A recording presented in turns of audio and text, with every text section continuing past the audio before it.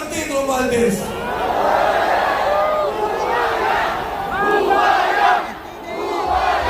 May kasabayan? May kinulong ba? Si Dante Marcoleta nagsasalita, nag-iimbestiga, ikukulong nila. Si Martin Romualdez, laya, pati pera niya, gumagalaw na palabas ng ating bansa.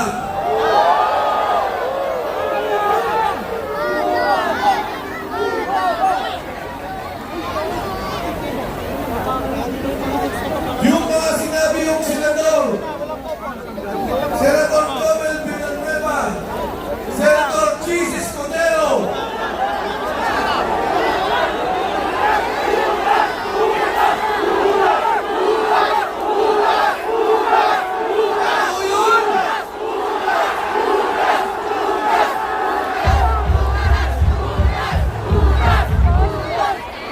kaya ako nagbibigay pugay sa dalawa nating senador. Ang una, Senador Bato de la Rosa. Pumunta sa Senado kahit mapapahamak ang kanyang sarili.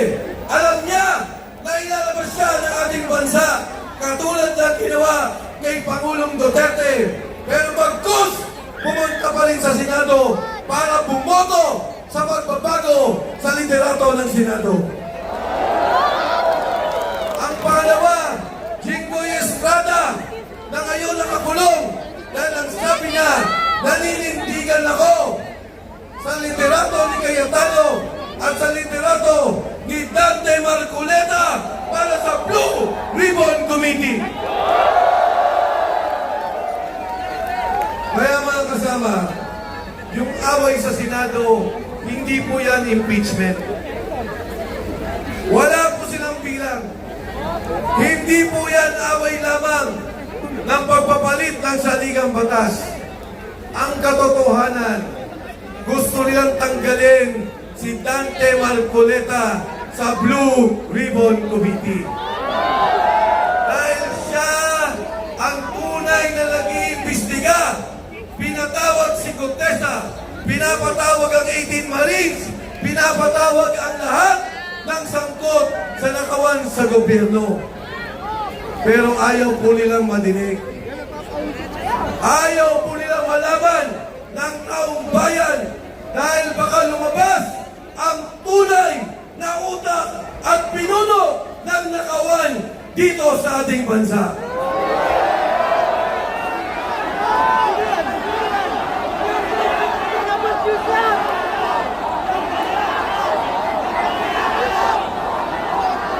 Mga kasama, ang ginagawa na investigasyon ng ating Senador Marcoleta at ang mga kasama na sa minorya, napakalaga sa ating buhay. Napakalaga sa ating kinabukasan. Alam niyo ho ba, 60 billion, 60 billion ang kinuha sa PhilHealth at ibinalik, inilagay sa flood control. Kaya po, pag nasa ospital kayo at sinabing walang pondo ang PhilHealth, hindi pwedeng garantiya. Yan ay epekto ng korupsyon sa nakikita natin sa ating bansa.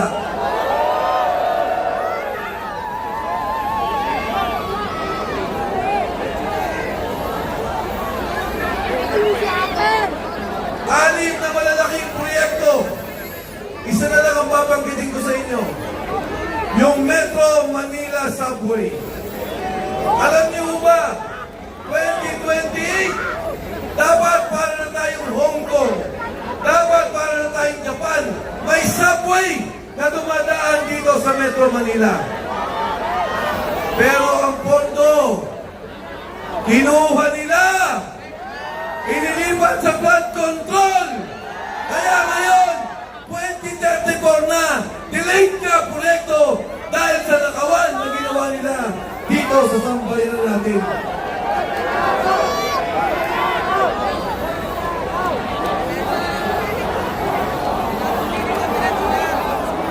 Kaya po, ang pagkakaisa natin dito ay hindi para sa isang tao,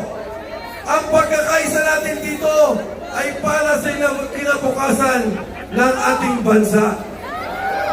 Kinabukasan ng ating mga anak, kinabukasan ng kabataan, at hindi po tayo dapat tumigil.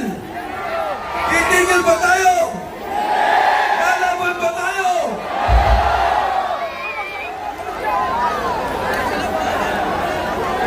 We are one! We are one! We are one! We are one! We are one! We are one! Pagka po pinabayaan natin na wala nang nangyari. Sabi nga nung isang senador, move on na. Papayag ba tayo doon? Pag pinayagan po natin yan, yung mga nasa Kongreso, yung nasa Senado, yung mga nasa kabinete, na kumuha ng mali-malitang pera, ang isip nila, pwede naman pala. Makakatakas ka pala. Makakaiwas ka pala. Kaya ang sabi nila, para tumigil na to, ikulong natin si Dante Marcoleta.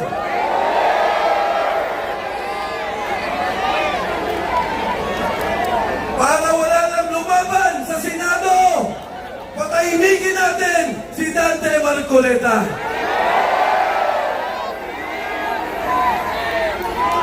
Kaya ang pagkakaisa natin ay para sa katarungan. Pagkakaisa para sa hustisya. Pagkakaisa para makulong ang mga nagnakaw.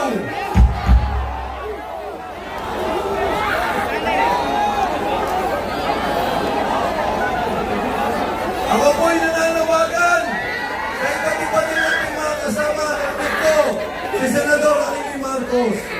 Dito walang kulay, walang politika. Kahit ikaw berde, dilaw, kakamping, pula, sumama ka dito kung mahal mo ang Pilipino at ang kinabukasan ng sambayanang Pilipinas.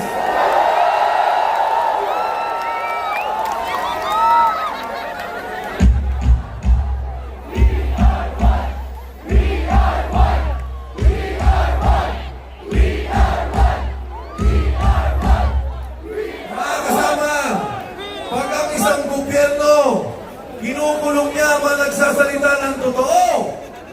Kinukulong niya yung nais ng katotohanan at hustisya. At yung mga nagnakaw, protektado, malaya. Anong tawag sa gobyernong yan?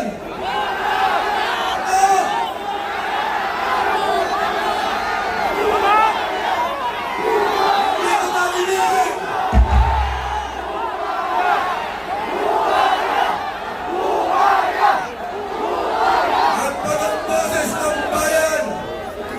Ang boses ng mga kapatid, pinigilan mo, kinipit mo, aabot sa punto, na lalaban yan, lalabas, malinindigan.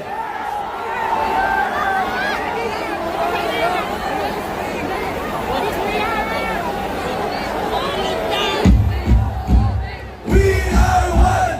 We are one! We are one! We are one!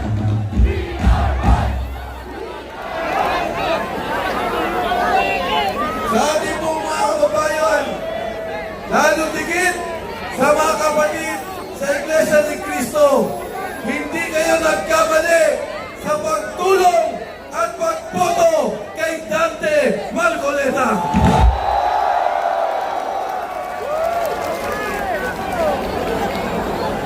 May galing, may talino, higit sa lahat, may pagmamahal sa sambayanang Pilipino.